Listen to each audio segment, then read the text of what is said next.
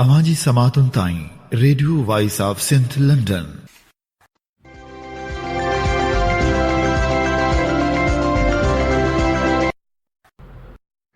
Radio voice of Sindh London तां programme पेश कजे थो ख़बरनि जी दुनिया। 22 जुलाई सूमर जे ॾींहुं प्रोग्राम ख़बरनि जी दुनिया साण करे आऊं अव्हां जी ख़िदमत में अव्हां जो मेज़बान हबीब लगारी। सभ खां पहिरियां नज़र विझंदासूं ख़ासि ख़बरनि ते। आसिफ़ ज़रदारी सां पीपी अॻवान जी मुलाक़ात। ओमनी ग्रुप जो गनी मजीद समूरी मुलाक़ात दौरान संदसि पेरनि में वेठल रहियो। सखर मां गुम थियल 6 नीगरनि मां हिक जो लाश 9 देरो भरिसां सिंधु दरिया में मिलियो। नीगरनि जी सिंधु दरिया में ॿुॾी वञण जी तस्दीक थी वई। वज़ीर आज़म सां सिंध में जबरी मज़हब जी तब्दीली, पाणी बहिरान ऐं एड्स जी पखीड़ ते ॻाल्हायो। अमरीकी कांग्रेस मेंबरनि जो अमरीकी सदर ट्रंप खे ख़त। मनी लॉन्ड्रिंग केस में गिरफ़्तार PPMPA फरियाल टालपुर जो वधीक 7 ॾींहनि जो रिमांड मंज़ूर। रोहड़ी कैनाल खे लॻल घारो 21 कलाकनि खां पोइ बंदि। पाणी हेठि आयल ॻोठनि जा रहवासी रोडनि ते वेठल। इलेक्शन ट्रिब्यूनल ख़ुर्शीद शाह जी नाअहली लाइ दरख़्वास्त ॿुधण जोगी करार ॾेई छॾी। वज़ीर आज़म इमरान ख़ान चयो आहे त कंहिंजे अॻियां न झुकंदुसि, इदारनि खे आज़ादु कयो आहे। खाना बदोश सील करण वारे मामले ते Sindh high court stay order जारी करे छॾियो। बिजली ऐं पाणी जा कनेक्शन बि बहाल रखण जो हुकम ॾिनो आहे। ऐं हाणे प्रोग्राम में शामिल कंदासूं तफ़सीली ख़बरूं।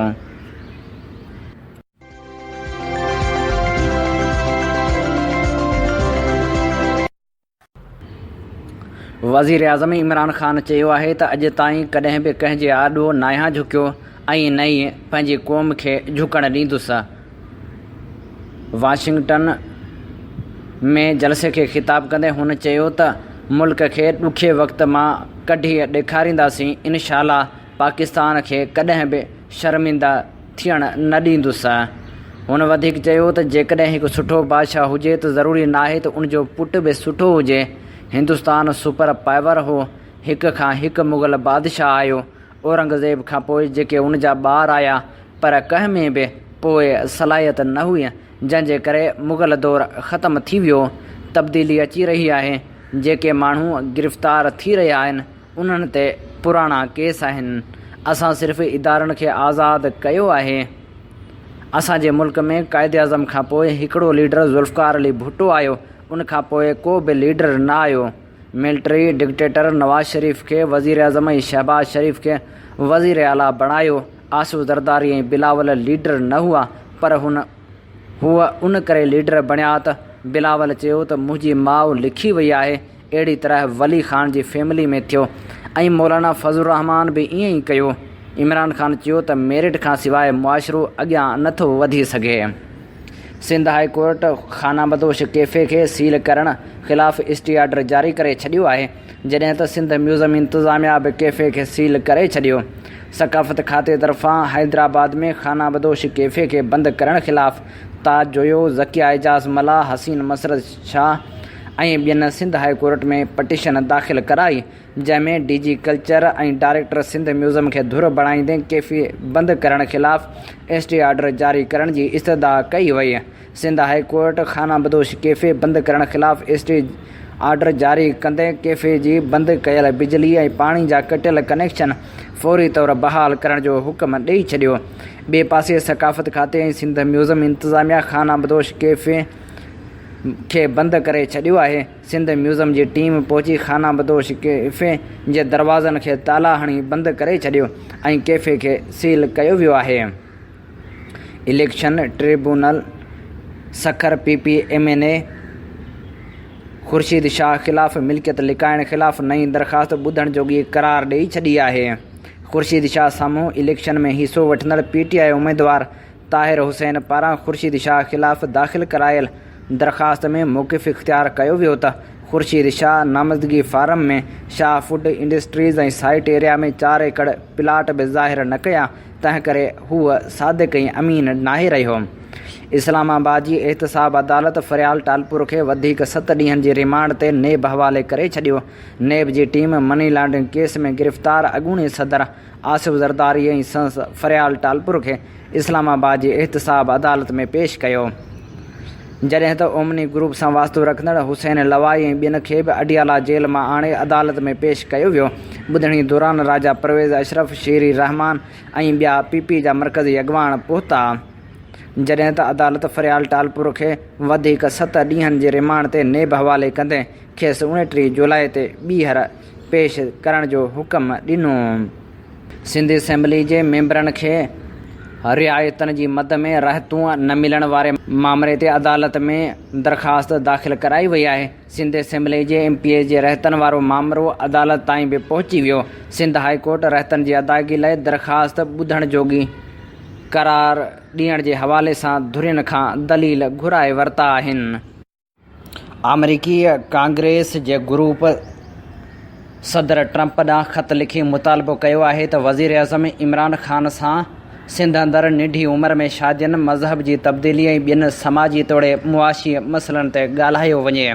सिंध में हुकुमराननि जी वाज़ह नाकामी नज़र अची रही आहे। वज़ीर अज़म इमरान ख़ान वाशिंगटन जे दौरे ते पहुतल आहे। उन मौक़े ते ख़त में वधीक चयो वियो आहे त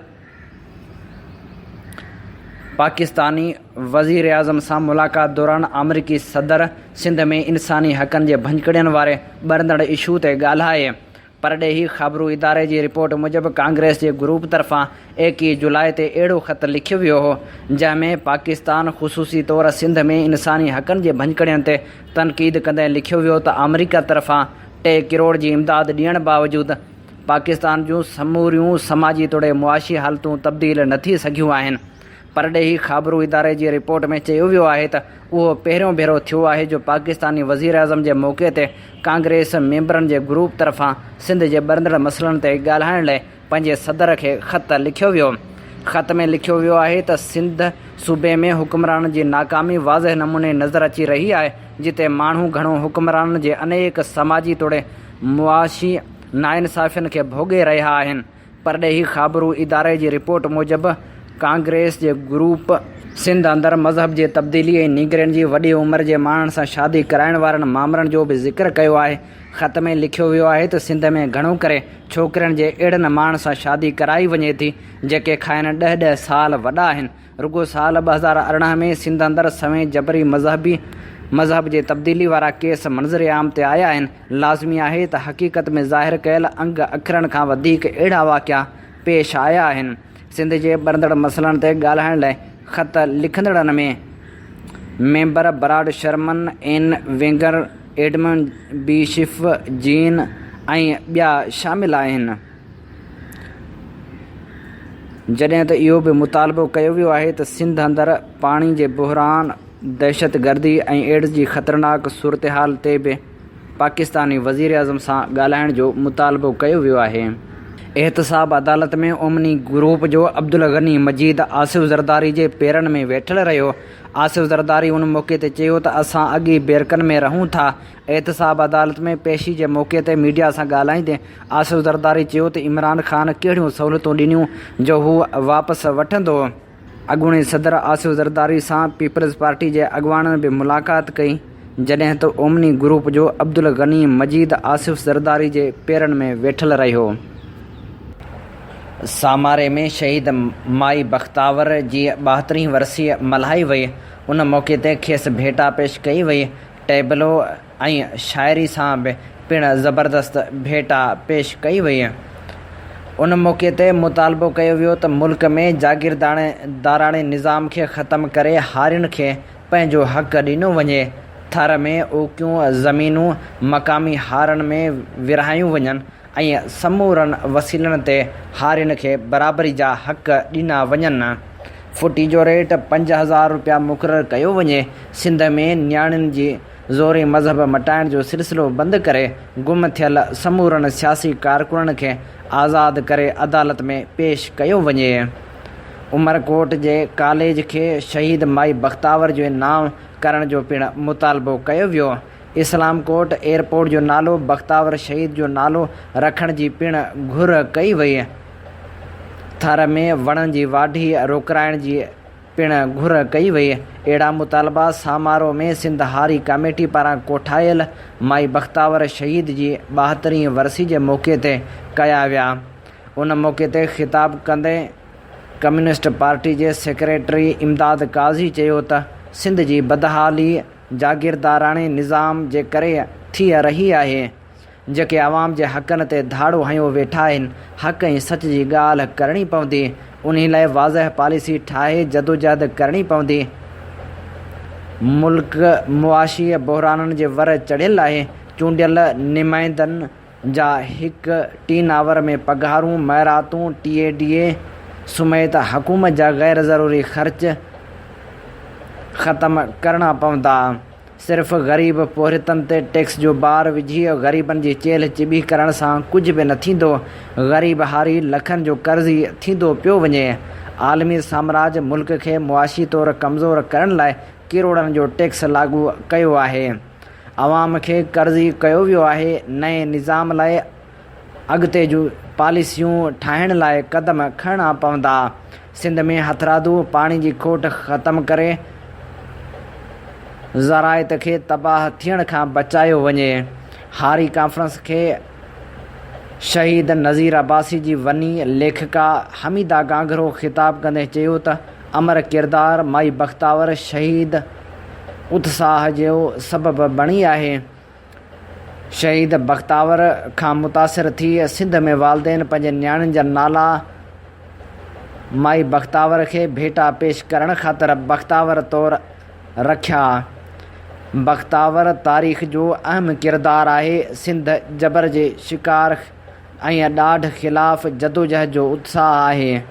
हिकु ज़ालिम ज़मींदार चौधरी जेको पिणु ॿाहिरां आयल हो, जंहिं पंहिंजनि हक़नि ख़ातिर मुहाॾो अटकाए टकर खाधो, मज़ाहिमत जो निशान बणिजी वई। क़ौमूं मज़ाहिमत सां ज़िंदा रहंदियूं आहिनि। बख़्तावर एतिरो वजूद बरक़रार रखियो आहे। शहीद बख़्तावर जी क़ुर्बानी कॾहिं बि रायगा न वेंदी। हू हमेशह तारीख़ में ज़िंदा रहंदी। हारियुनि जे हक़नि लाइ शहीद बख़्तावर जी वाट वठणी पवंदी। कॉन्फ्रेंस खे ख़िताब कंदे हारी कमेटी जे मरकज़ी सदर कामरेड गुलाब पीरज़ादो चयो त शहीद बख़्तावर अॼु बि ज़िंदा आहे। सिंध में हारियुनि जे हक़नि ते धाड़ा हणी हारी दुश्मन रवैयो इख़्तियार कयो वियो आहे। कामरेड इक़बाल चयो त शहीद बख़्तावर आम घरेलू औरत हुई, जंहिं जागीरदाराणे निज़ाम ख़िलाफ़ वेढ़ कई। मसइलनि जे हल लाइ जदोजहद करणी पवंदी। उन मौक़े ते कामरेड नीलम कुमारी चयो त शहीद बख़्तावर बेवस औरतनि में जान ॾेई हौसलो मुहैया कयो। नियाणियुनि में तालीम लाइ जागरता पैदा करणु घुरिजे। कॉन्फ्रेंस खे प्रोफेसर मीर मुनवर ख़िताब कंदे चयो त शहीद बख़्तावर जो किरदारु पंहिंजे लाइ न हो, समाज जी तब्दीली लाइ हो, जेको कंहिं बि सूरत में विसारण जोॻो न आहे। प्रोग्राम खे डामरूमल मेघवाड़ ख़िताब कंदे चयो त शहीद बख़्तावर जो किरदारु कॾहिं बि विसारे न सघिबो। हमेशह अहिड़ा किरदार ज़िंदा हुजनि था। हारी अॼु बि पंहिंजे हक़नि ख़ातिर झंडा खणी मुतालबो करे रहिया आहिनि। पाणी न हुजण करे फसल तबाह थियनि पिया। हारी कॉन्फ्रेंस खे ख़िताब कंदे पीर शुहाब चयो त ख़ुशहाल सरसब्ज़ सिंध खे ॻोल्हणो पवंदो। शहीद बख़्तावर सिंध जी ख़ुशहाली जो तस्वर आहे, जंहिंखे बचाइण जी कोशिशि करणी आहे। हाणे ॾाढ जबर न हलंदो। उन मौक़े ते साकिब ख़ुर्शीद, सालह बिलो, कामरेड ग़ुलाम रसूल, मंज़ूर अली ख़ान, दयाल दास ऐं ॿियनि ख़िताब कयो। जॾहिं त शाइरनि लूणल प्रेमी, राजा संतोष कुमार, शेर मोहम्मद हालेपोटो इनकलाबी शाइरी ॿुधाए शरीक माण्हुनि खे झुमाए छॾियो। स्कूली शागिर्दनि टेबलो पेश करे भेटा पिण पेश कई। महांगाई, करप्शन ऐं बेरोज़गारी ख़िलाफ़ राजूणी ख़ासखेली इतिहाद सिंध जे तरफ़ां निकितल लांग मार्च जो न्यू सईदाबाद पहुचण ते शानदार इस्तक़बाल कयो वियो। सखर खां कराची पहुतल कराची ॾांहुं वेंदड़ लांग मार्च जॾहिं न्यू सईदाबाद पहुतो त उन वक़्तु ख़ासखेली इतिहाद सिंध जे सरवाण ग़ुलाम मुस्तफ़ा ख़ासखेली ख़िताब कंदे चयो त PPI नून लीग जे लीडरनि खरबे रुपयनि जी करप्शन कई आहे, 50 सालनि खां मुल्क में करप्शन माफ़िया पंहिंजा हथ मज़बूत करे वरिता आहिनि। GDA ऐं SDA वारनि वरी सिंध जे कचे वारे इलाइक़े जी लखें एकड़ ज़मीननि ते गैर क़ानूनी कब्ज़ा कया आहिनि। इमरान ख़ान वटि केतिरा करप्शन कयल सियासतदान शामिल थी पाण खे बचाइण जी कोशिश करे रहिया आहिनि।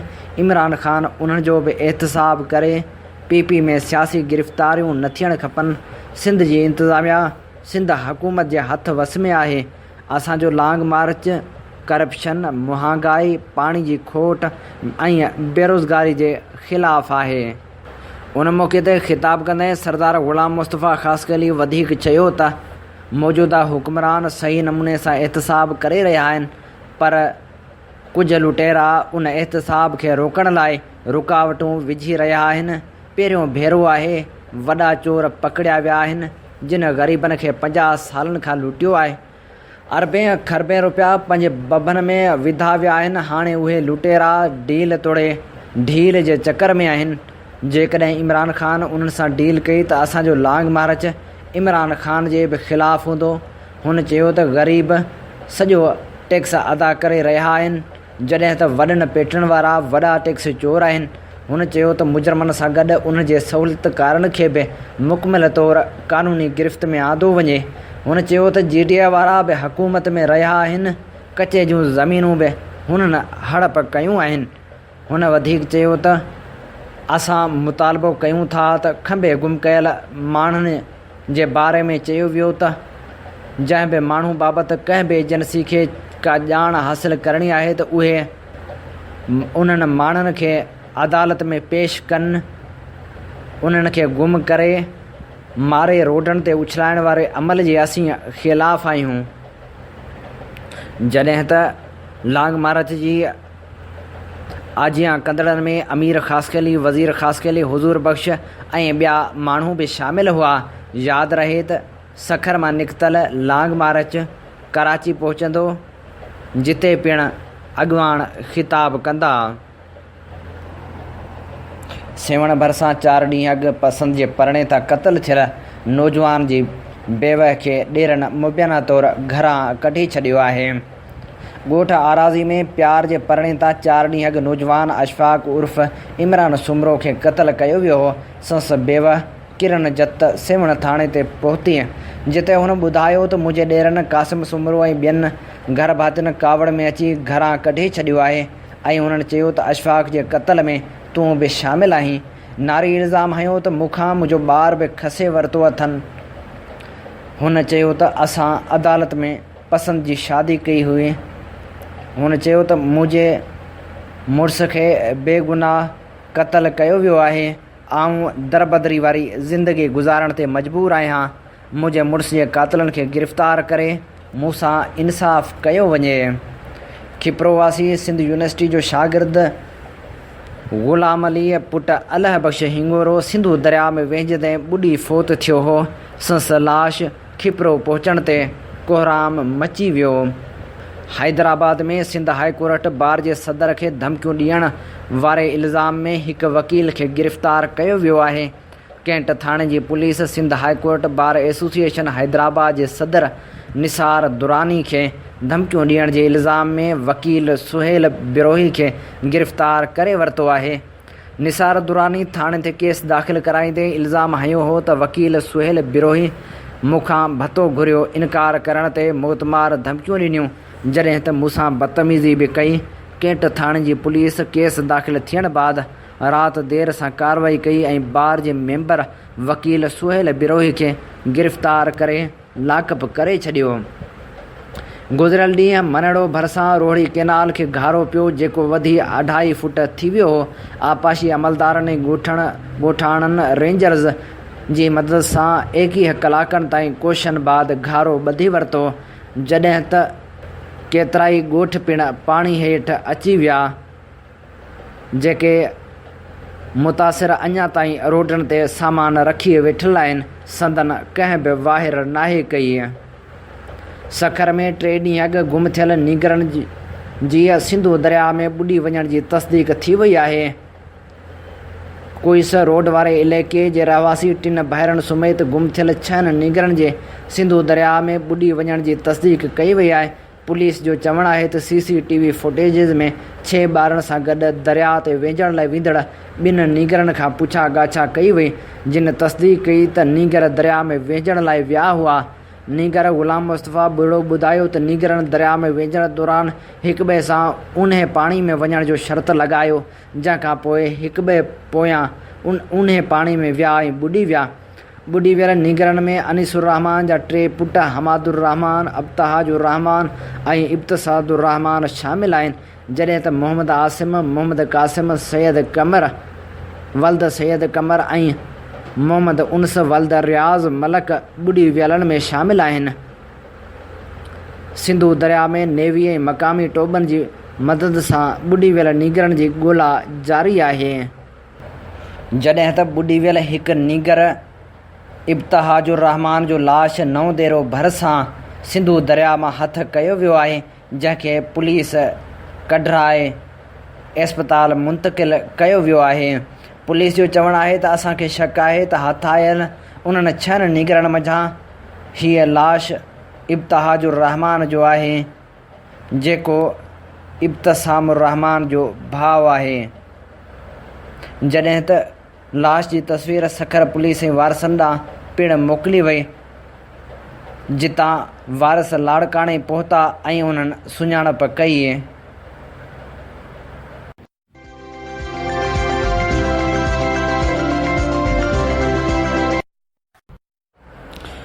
Radio voice of Sindh London तां प्रोग्राम पेश कयो पियो वञे ख़बरनि जी दुनिया। ख़बरनि जी दुनिया में हाणे शामिलु करियूं था मज़मून। हिन मज़मून जो लेखक आहे शौकत लोहार ऐं हिन मज़मून जो उनवान आहे हेड़ा हाञा थियनि बुरे हिन बभोर में। सिंध में जहिड़ी रीत बद इंतज़ाम कारी जा रिकॉर्ड टुटा आहिनि, एतिरा त गनीज़ वर्ल्ड रिकॉर्ड बि कोन टुटा हूंदा। कहिड़ो खातो आहे जेको सही माना में कमु करे रहियो आहे, कहिड़ो शोबो आहे जंहिंजी कारकर्दगी खे साम्हूं रखी उनजो मिसाल ॾिजे ऐं उन जहिड़ो हुजण जो जवाज़ ॻोल्हिजे। वेतर मथां वरी सोशलिस्तान ते फ़ोटू सेशन ऐं किरोड़े कारकर्दगियूं हणी हंध करे छॾियो आहे। सोशल मीडिया ते फ़ोटो सेशन ऐं कूड़ खे सच करण खां पोइ जॾहिं ज़मीनी हक़ीक़तनि खे मुंहुं ॾिजे थो त ॾंदे आङरियूं अचो वञनि। हीउ सभु कुझु हिकु राति में कोन्हे थियो, उन जे पुठियां सदियुनि जे साज़िश कार फरमा आहे। तालीम जे मैदान में कूड़ ऐं ठगी खां सवाइ ॿियो कुझु बि कोन्हे। नई नस्ल खे हिकु मुकमिल कूड़ ते ॿधल दुनिया पेश करे रहिया आहियूं।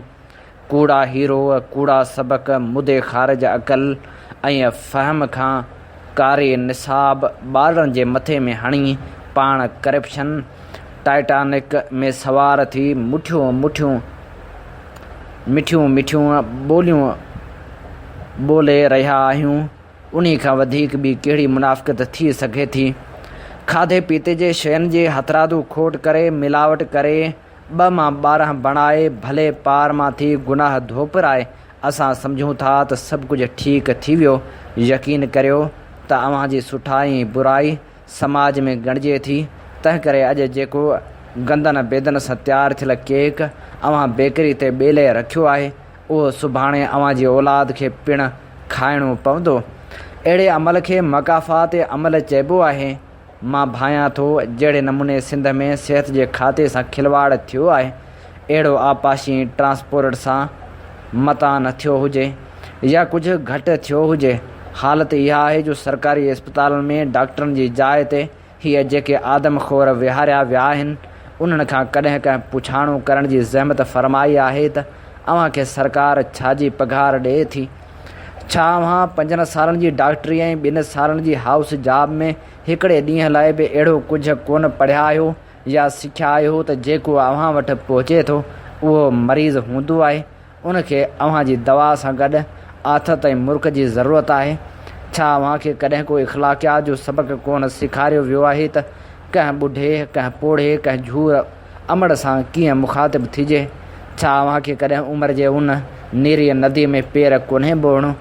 पर शायदि आउं वेठो अजायूं ॻाल्हियूं करियां, अवां दौलत, ताक़त, शोहरत, वहशत ऐं दहशत जे नशे में अंधा थी चुका आहियो। अहसास पंहिंजाइप अव्हां जे वेझो बि कोन गुज़रिया आहिनि। सिंध जूं सरकारी अस्पतालूं मौत विकिणण ऐं क़ब्रिस्तान भेड़ो करण जा मुफ़्त ऐं सस्ता इदारा बणिजी विया आहिनि। ख़ल्क़े ख़ुदा बेवस, लाचार, यतीम, चोरी छिनी ऐं बेयारो मददगार रुली रही आहे। उनजो को धणी साईं कोन्हे, उनजी वाहिर करण वारो केर बि कोन्हे।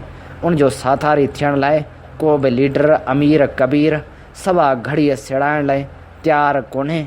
सिंध में जहिड़े नमूने मासूम ॿारनि लाइ धरती टामो कई वई आहे, अहिड़ी हालत वालारिल फ़लस्तीन में बि कोन हूंदी। मासूम ॿार जेको असांजो आईंदो आहे उहो इंतिहाई ग़ैर महफ़ूज़ थी वियो आहे। उन्हनि जी वाहिर करण वारो को बि कोन्हे, उन्हनि जी दांह वरनाइण वारो को बि कोन्हे। मासूम ॿारनि लाइ सिंध हिकु ख़ौफ़ ऐं हिरास जी वादी बणिजी चुकी आहे। हिकु अहिड़ी वादी जिते मासूम ॿारनि खे रत पियाक ममड़ा अगवा करे मासूमनि खे मारे उनजो रत पीए रहिया आहिनि, पर को बि दांह ॿुधण वारो कोन्हे। सिंध जूं अख़बारूं क्राइम डायरियूं बणिजी रोज़ानो सिंध में थींदड़ ज़ुल्मनि ऐं अन्याउनि जा नवां नवां दास्तान खणी साम्हूं अचनि थियूं। ला कानूनियत ऐं अनारकी जो देव सिंध में पंहिंजो देरो ॼमाए वेही रहियो आहे। सिंध वासी इंतिहाई ग़ैर महफ़ूज़ ज़िंदगी घारे रहिया आहिनि।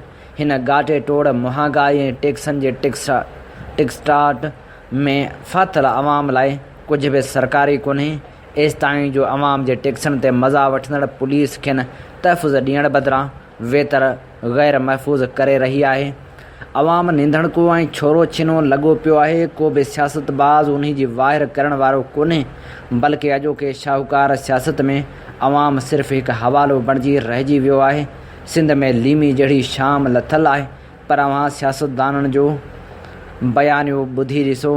उते इक़्तिदार जी रसाकशी ऐं करप्शन जे मौत जे खूह में मोटरसाइकिल फिरंदे मिलंदी।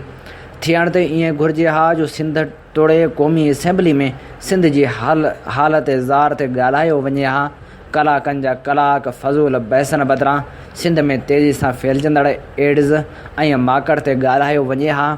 सिंध हिन वक़्तु HIV जहिड़े मौतमार मर्ज़ खे मुंहुं ॾेई रही आहे ऐं सिंध खे सिंध जे वसीलनि क़ौमी मदद ऐं परॾेही मदद जी ज़रूरत आहे, जेका हिन तिबी वबाई दहशतगर्दी मां सिंध जी जान आजी कराए सघे।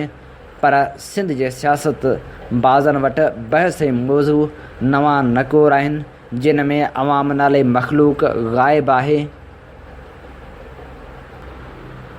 कुझु ॾींहं अॻु सिंध जी सक़ाफ़ती राजधानी हैदराबाद जी GOR कॉलोनी में हिकु हियो ॾारींदड़ वाक़ियो पेश आयो आहे, जिते हिकु मासूम पोहर जा 2 ॿारड़ा लाकानून जे वर चढ़ी विया आहिनि। इतलाउनि मूजिबि कादर बख़्श ऐं ससु भेण रुख़साना, जिन जी उमिरि लॻभॻि 11-12 साल आहे, घरां पीउ मोकिलियो त पाड़े वारनि खां बर्फ़ वठी अचो ऐं मासूम ॿारड़ा बर्फ़ वठण जे पोयां हिकु वहशी दरिंदे जे वर चढ़ी विया। जीअं ई उन ज़ालिम वहशी ॿिन्ही खे मोटरसाइकिल ते खयों, तीअं कादर बख़्श खे शक पियो ऐं हुन रड़ियूं करणु शुरू कयूं। पर ज़ालिम वहशी शख़्स मासूम खे चाकू सां वार कयो ऐं मोटरसाइकिल तां किरंदे हुन पंहिंजी निढड़ी भेण मां हथु न कढियो। नतीजे में चाकू जा ॿिया केतिरा ई वार थिया ऐं मासूम कादर बख़्श ज़मीन ते किरी पियो। इस्पताल में हुनजी आख़िरी हिॾकिन में ससु भेण रुकी जो नाम हुयो त हुनखे बचायो। हुनखे हू ज़ालिम खणी विया। 2 ॾींहंनि खां पोइ ग़रीब पीउ खे मासूम रुख़साना जो लाश मिलियो, जंहिंमें मासूम ॿारड़ी सां ॾाढाई ऐं पोइ घुटा ॾेई मारण जी तस्दीक थी आहे। पुलिस वरी पंहिंजे अज़ीम रिवायतनि खे क़ाइमु रखंदे उन्हनि मासूमनि जे क़ातिल जी FIR में दहशतगर्दी जा कलम दाख़िली न कया आहिनि। हाणे छा थींदो? हूअ ग़रीब मिसकीन माण्हू कहिड़ो पुलिस वारनि खे झलींदो? हुनजो दाद फ़रियाद केरु कंदो? शायदि सिविल सोसाइटी, शायदि को सियासतदान, शायदि कानून, शायदि को बि न। पंजाब में जहिड़े नमूने मासूम ज़ैनब जो केस थियो हो, उनखे मीडिया खयों ऐं क़ातिल झटि पकड़िजी वियो ऐं केस उकलाइजी वियो। अहिड़ी फड़ती या तेज़ी असां वटि किथे? उर्दू मीडिया में सिंधी माण्हुनि जे ख़बरनि खे जाइ किथे मिले थी? ख़बर नाहे ईअं छो आहे?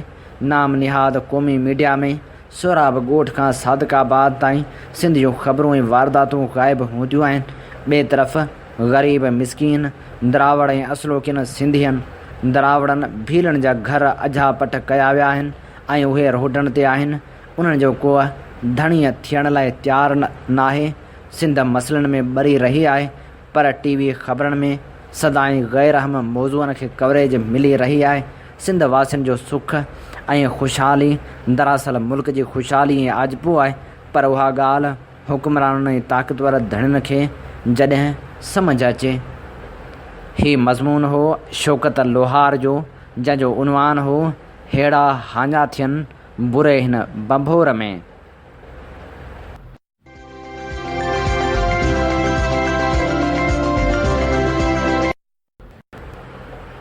ऐं हाणे प्रोग्राम में शामिलु करियूं था हाइड पार्क मां हिकिड़ो ख़त। इहो ख़त मकली मां लिखियो आहे एजाज़ जाखरो ऐं उनजो उनवान आहे सिंधी ॿोली खे निजी तालीमी इदारनि मां नेकाली जो नोटिस केरु वठंदो। तालीम वारे वज़ीर कुझु वक़्तु अॻु में ऐलान कयो हो त सिंधी ॿोली खे उनजो जाइज़ मक़ाम ॾियारबो। पंहिंजे मरूब कंदड़ तक़रीर में निजी स्कूलनि ऐं कॉलेजनि जी निशानदही कंदे उन ॻाल्हि ते ज़ोर बि ॾिनो हुआईं त सरकारी तोड़े ख़ानगी स्कूलनि में सिंधी लाज़मी पढ़ाई वेंदी। हुकम त जारी थी वियो, पर अमली तौरु हेल ताईं का बि अॻु भराई नज़र नथी अचे। वेतर इदारा बिना कंहिं डप जे सिंधी ॿोली खे पासीरो रखणु ऐं तालीमी इदारनि मां धिकण जी साज़िश ते मुकमिल अमल पेरा आहिनि। हूअं त सॼे सिंध जे ख़ानगी स्कूलनि में सिंधी ॿोली सां माटेली माउ वारो सलूक रहियो आहे, पर ठटे ज़िले यानी ठटे शहर ऐं मकली में वसंदड़ मुख़्तलिफ़ निजी स्कूलनि में सिंधी ॿोली पढ़ाइण त परे जी ॻाल्हि, मुर्गूं ॻाल्हाइण ते बि अरगूनी ऐं तुरखानी दौर जा कात था हलाया वञनि। थुले लेखे तक़रीबन हड़ई ख़ानगी स्कूल उहो कमु करे रहिया आहिनि। हिते हर वॾे नंढे अमली बशमूल शागिर्दनि खे बि सिंधी ॿोली ॻाल्हाइण ते हिसायो वञे थो। उन दौर में जिते ॿोलियुनि ते थियल जदीद तहक़ीक़नि मादरी ॿोली जी अहमियत खे उजागर कयो आहे, उते हुननि जुड़तू ख़ानगी तइलीमी इदारनि सिंधी ॿोली खे ग़ैर अहम रखंदे ॿारनि जी मादरी ॿोली सिखण वारे फितरती हक़ खे मजरूह कयो आहे।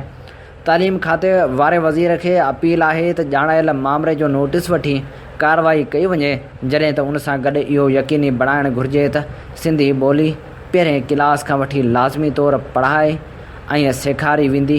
क़ानूनी तौरु उहा पिणु सख़्तु बेहक़ हुजे त मुतहराफ़ प्राइवेट स्कूल इंतिज़ामिया ख़िलाफ़ कार्रवाई तुर्त करे संदन रजिस्ट्रेशन पिणु रद्द कई वञे।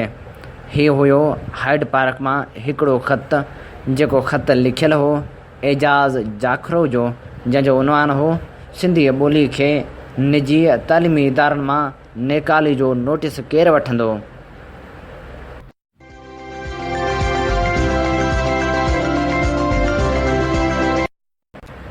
प्रोग्राम ख़बरनि जी दुनिया में हाणे शामिलु करियूं था ॾाहनि जा कोल। हुसैन बिन मंसूर हलाज लिखियो, पंहिंजे नफ़्स जी निगहबानी करियो। जेकॾहिं तव्हां उनखे हक़ में न लॻाईंदो त उहो तव्हांखे हक़ खां हटाए छॾींदो। ख़लील जिब्रान लिखियो, फ़लसफ़ो उन वक़्तु वजूद में आयो जॾहिं इंसान ज़मीन जी पैदावार खे खाधो ऐं बदहज़मी जो शिकार थियो। बुकरात लिखियो, जंहिं दर खां शक अंदरि दाख़िल थींदो आहे, उन दरवाज़े खां मुहबत ऐं एतमाद ॿाहिरि निकिरी वेंदो आहे। शेक्सपियर चयो, मुहबत अखियुनि सां न पर दिलि सां ॾिसंदी आहे, इन करे मुहबत जे देवता खे अंधो चयो वेंदो आहे। अबुल कलाम आज़ाद लिखियो, जेकॾहिं क़ैदियुनि खे पंहिंजे वोट सां पंहिंजो जेलर चूंडजण जो हक़ मिली वञे त उन सां उहे आज़ाद न थी वेंदा। शेख अयाज़ चयो, माण्हुनि खे अक़ल वारी ॾाठ विहारो वरियण खां पोइ निकिरंदो आहे। कंहिं कंहिं क़ौम खे पंहिंजी तबाही खां अॻु अक़ल वारी ॾाठ न निकिरंदी आहे। अल्बर्ट लिखियो, ग़ुलाम दुनिया में हमेशह आज़ादु रहण जी कोशिशि कयो, जीअं उन दुनिया में अव्हां जो हुजण ई हिकु मज़ाहिमत लिखियो वञे। जारज जीन नाथन लिखियो, ख़राब अवामी नुमाइंदा अहिड़ा नुमाइंदा आहिनि जिन खे सुठा शहरी वोट न ॾेई चूंडींदा आहिनि। हेनरी फोर्ड लिखियो, नाकामी ॿीहर शुरूआति करण जो मौक़ो हूंदी आहे, पर हिन दफ़े शुरूआति वधीक चालाकी ऐं होशियारी सां कई वञे। एमरसन लिखियो, सभ खां वॾी कमज़ोरी तव्हांजी मायूसी आहे। अरस्तू लिखियो, मुहबत जी रांदि में अक़ल हाराए वेंदो आहे। इल्सा काज़ी लिखियो, तव्हां खां वधीक तव्हांजो ॿियो को बि दोस्त नाहे हूंदो। डेल कारंगी लिखियो, सुठे सलूक ते कुझु बि ख़र्च नाहे थींदो, पर उन जा फ़ाइदा तमामु घणा आहिनि। ही हुया ॾाहनि जा कोल जेके असां पेश कया अव्हां जी ख़िदमत में।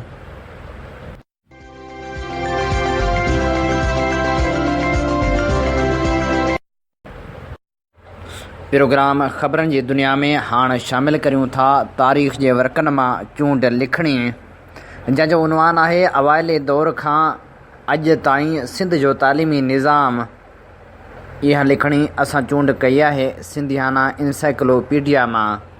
सिंध जा आगाटा रहाकू दुनिया जे ॿियनि मुहज़ब क़ौमनि वांगुरु इल्मु, हिकमत, हुनर, तहज़ीब, इख़लाक़ ऐं सियासत में वॾी फ़ज़ीलत जा मालिक हुआ। मोहन जे दड़े मां लिख जो मिलणु साबित करे थो त हितां जा माण्हू पढ़ी लिखी ॼाणंदा हुआ। उन वक़्तु जॾहिं दुनिया अञा इल्म खां एतिरो रोशनास न हुई, तॾहिं बि सिंध जी सरज़मीन इल्मी मालूमात में सभ खां शर्सार हुई। क़दीम हिंदूअ दौर जी तारीख़ ते तारीकी जो परदो छायल नज़र अचे थो। मोरखनि हिंदूअ दौर जो अहवाल घणी क़दुरु क्या सारायनि ऐं रिवायतनि जे बुनियाद ते बयानु कयो आहे। तंहिं हूंदे बि उन दौर जे मुख़्तलिफ़ इल्मी कारनामनि जो ज़िक्र कजे थो। लॻभॻि 1200 खां 1000 क़बल मसीह दौरान हिंदू धर्म जा मुक़दस किताब वेद सिंधु दरिया जे कपनि ते लिखिया विया। रगवेद सभिनी खां आगाटो किताबु आहे, जंहिंमें अंदरि ऐं अग्नि देवताउनि जो ज़िक्र ऐं मंत्रनि जा क़ाइदा ऐं कानून दर्ज आहिनि।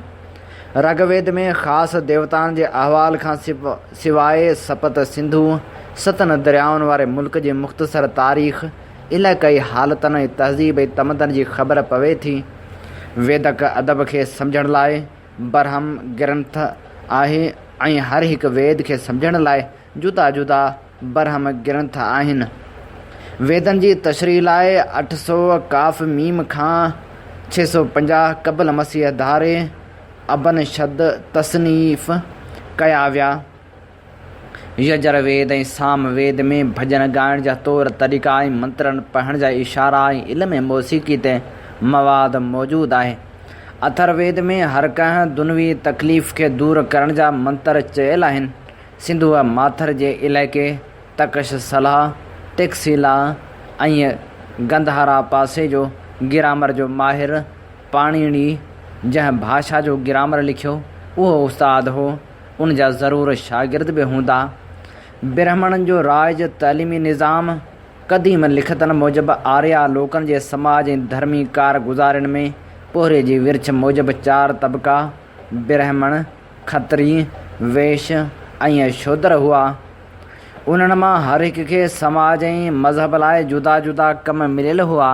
ब्राह्मणनि खे धर्म, तालीम ऐं धर्मी रस्मनि जो कमु ॾिनो वियो, जंहिंमें मरणे परणे जूं रीतूं ऐं रस्मूं अदा करणु, समाजी ऐं इतिहासी मौक़े ते मंत्र पढ़ण ऐं तालीम ॾियण वठण जो कमु हो। उन ज़माने में हिकु शागिर्द जी ज़िंदगी हिकु आदर्शी ज़िंदगी हूंदी हुई। तालीम जी राह में पेर रखणु हिकु डिघी मुसाफ़िरी ते निकिरणु बराबरि सम्झो वेंदो हो। इब्तिदाई तालीम शुरू करणु वक़्तु विद्या आरंभ जा अशर सवीकरणम, तालीम जी इब्तिदा या अखर क़बूल करण जी रस्म अदा कई वेंदी हुई। उन तालीम जे पूरे करण खां पोइ शागिर्द उपन्यास जी रस्म अदा करे माइटनि खे अलविदा चई पंहिंजे रूहानी रहबर ऐं उस्ताद गुरू जी झूपड़ी वसाईंदो हो।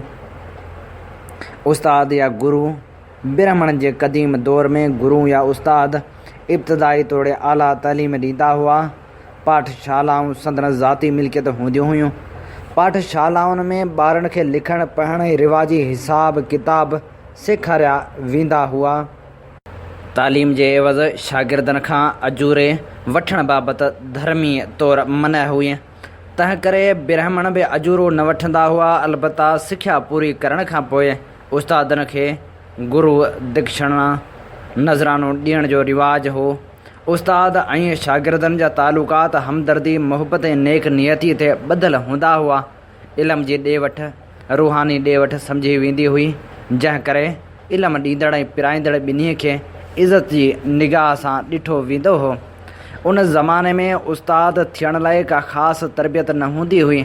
उन दौर में हेठियुनि तबक़नि, शूद्रनि ऐं वैश्यनि खे धर्मी किताबनि पढ़ण जी मना हुई।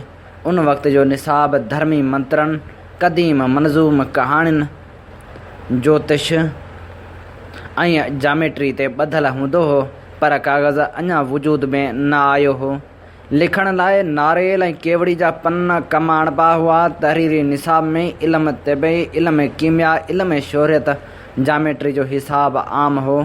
काग़ज़ जी अणहूंद सबबि ॿियनि मौज़ूअनि जी तालीम ज़ुबानी ॾिनी वेंदी हुई ऐं इल्मु बरज़ुबान यादि करायो वेंदो हो।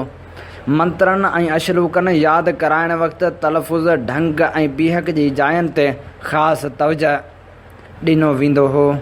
पाठशालाउनि में ॿारनि खे वारी ते सनी काठी सां अखर लिखण ऐं उन्हनि जा उचार सेखारिया वेंदा हुआ। कुझु आज़माइश बाद लिखण लाइ नारेल ऐं केवड़ी जा पन इस्तेमालु कराया वेंदा हुआ। उनखां पोइ आहिस्ते आहिस्ते जोड़, कट, ज़रब ऐं वंड जा हिसाब, खोड़ा ऐं जदूलूं बि निसाब में शामिलु कयूं वेंदियूं हुयूं।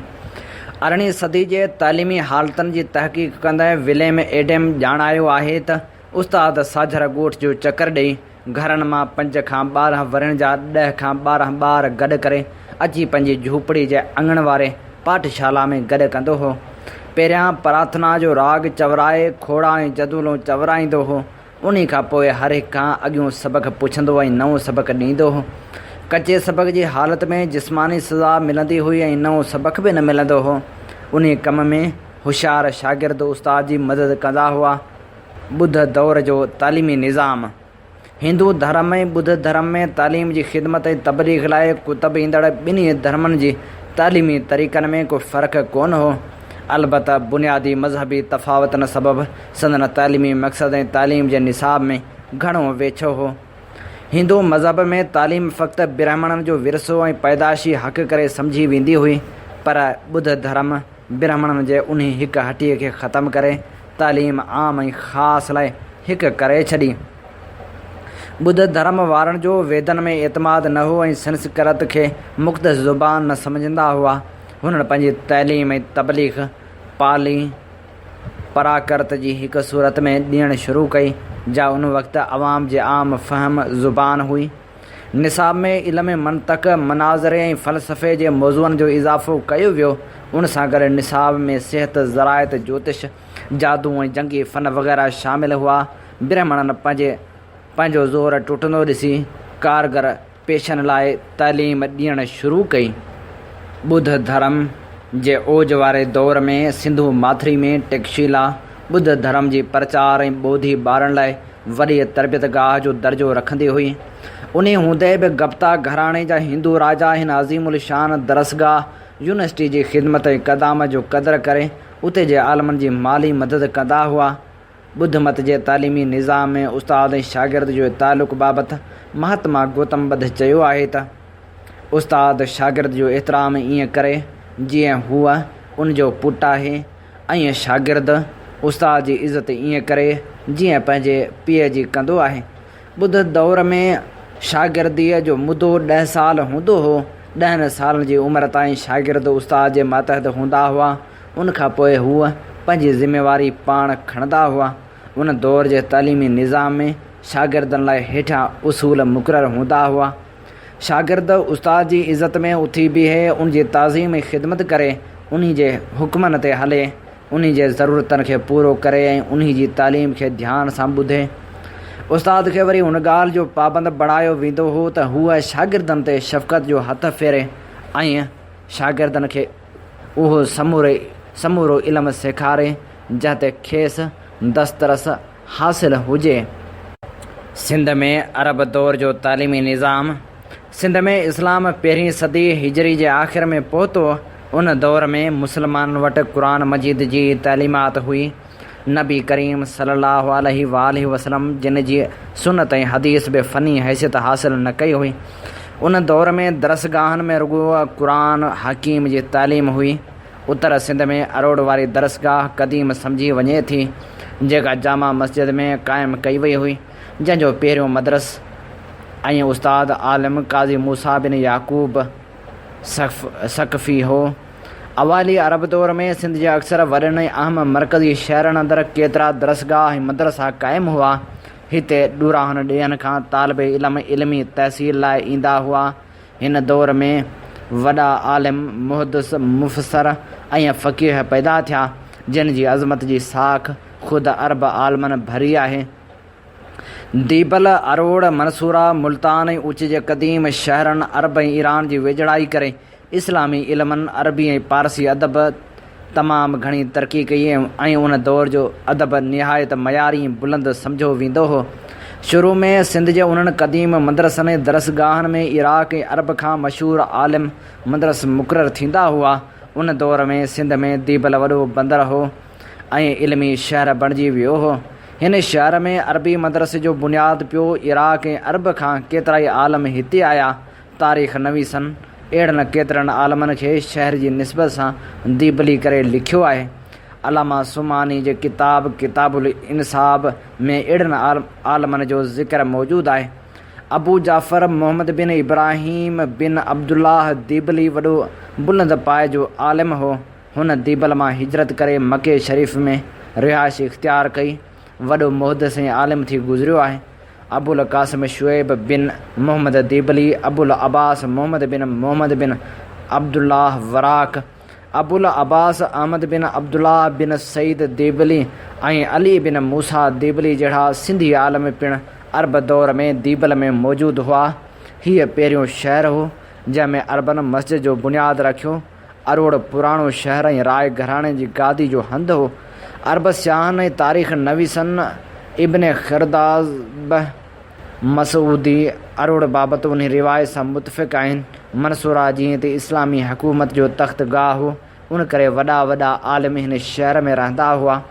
अरब ऐं इराक़ जा वॾा आलिम मुफ़्ती काज़ी हिते ईंदा हुआ। उन ज़माने में मंसूरा में बि केतिरा बुलंद पाए आलिम, फ़ाज़िल, अदीब ऐं शाइर रहंदा हुआ। अॼुकल्ह जंहिं शहर खे मुल्तान सॾियो वञे थो, पुराण मुताबिक़ उन जो क़दीम नालो केशपपुर हो। मुल्तान खे इल्म, अदब, सक़ाफ़त, इस्लामी दरसगाह ऐं मदरसनि जी घणाई, तालीम ऐं तबलीग जे उरूज करे सिंध जो बगदाद सॾियो वञे थो।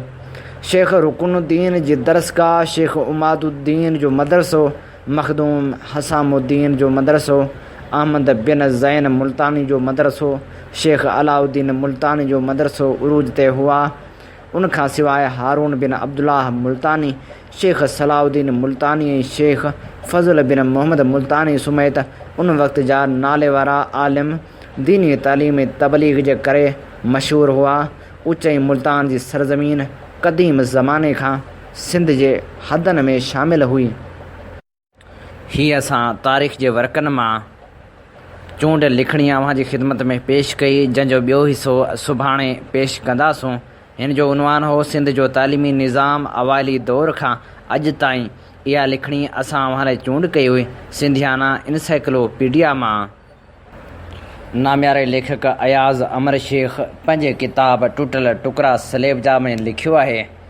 हा हूअ संगतराश जेको पथरनि जूं छातियूं छिले उन मां मूर्तियुनि खे मुहबतनि सां माण जो भरपूर ॾांव ॼाणींदो हो, सो बुख ऐं बदहाली जी सट न बर्दाश्त करे सघण ते ज़ईफ़ी में काफ़ी सालनि खां वठी तड़पी लावारसी जो लाश बणिजी वियो हो, जंहिंजे कफ़न ऐं दफ़न जा पैसा बि चंदो करे गॾु कया विया हुआ।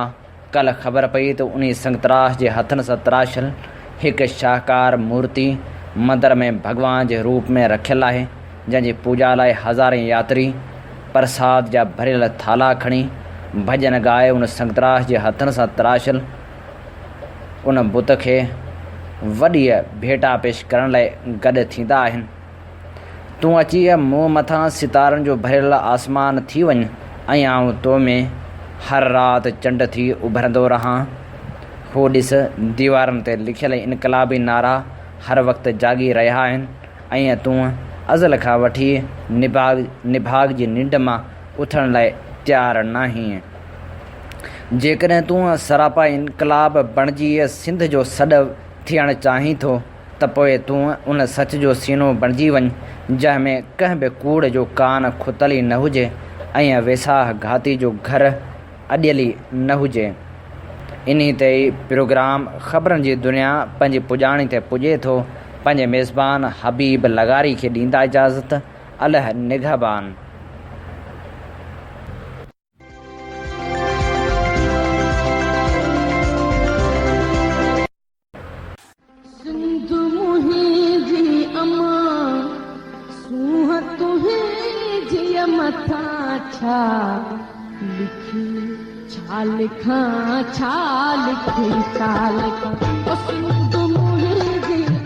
दुनिया जा सिंधियो हिक मुठ थी सिंध बचायो।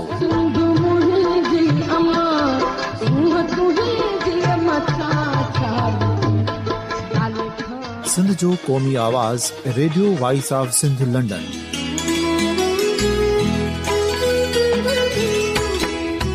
Radio voice of Sindh London पंहिंजी नशरियात में सिंध जी सियासत, समाज, इक़्तिसादियात, तारीख़, क़ौमी उमंगुनि ऐं अख़लाक़ियात मुतलिक़ सिंध जी हक़ीक़ी तर्जुमानी कंदे प्रोग्रामनि खे असराइतो बणाइण लाइ सिंध जे घण घुरनि ऐं धरतीअ सां प्यार कंदड़ अदीबनि, दानिश्वरनि, सहाफ़ियुनि, उस्तादनि, वकीलनि ऐं हर तबिके जे मानवारनि सजणनि खे सिंध में शऊरी इनकलाब लाइ सहकार जो सॾु ॾियूं था।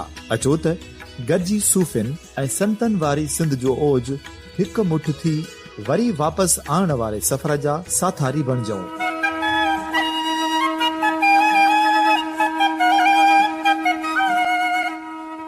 हिकु नए सुबुह जी शुरूआत जो पड़ाॾो घर घर, ॻोठ ॻोठ ऐं शहर शहर ताईं पहुचायो। शाल सिंध आबाद ऐं ख़ुशहाल थिए, सिंधी माण्हू सुखियो ऐं सताबो थिए।